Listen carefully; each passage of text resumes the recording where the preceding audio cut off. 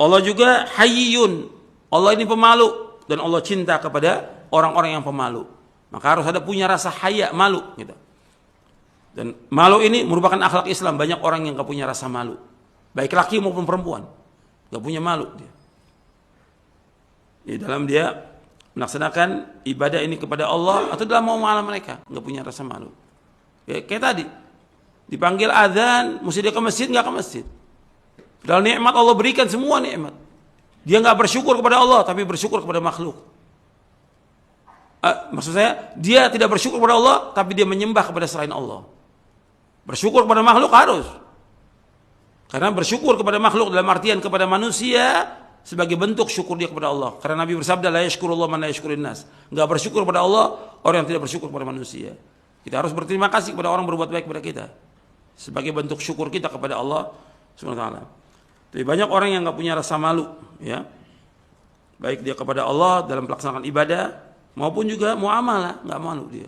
Padahal malu ini akhlak Islam. Malu ini akhlak Islam. Kata Nabi, inna likulli dinin khuluq wa khuluqul Islam al-haya. Setiap agama punya akhlak dan akhlak Islam itu malu. Malu kita melanggar, malu kita melanggar, malu kita berbuat dosa dan maksiat, itu malu. Malu kita tidak memenuhi hak orang yang punya hak, itu malu. Itu benar, malu itu. Bukan malu sholat berjamaah di masjid, malu, bukan pada tempatnya.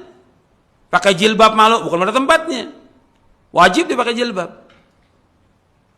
Jadi bukan pada tempatnya. Atau orang bertamu disediakan makan, malu, itu bukan pada tempatnya.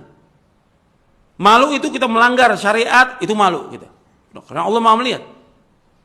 Malu kita utang sama orang, kita wajib bayar. Kita ketemu, kita nggak, mestinya kita bayar, tapi dia nggak malu. Malu kita kalau sampai kita nggak bayar, itu benar. Tapi banyak orang nggak punya malu. Utang biasa aja, seperti dia nggak punya utang.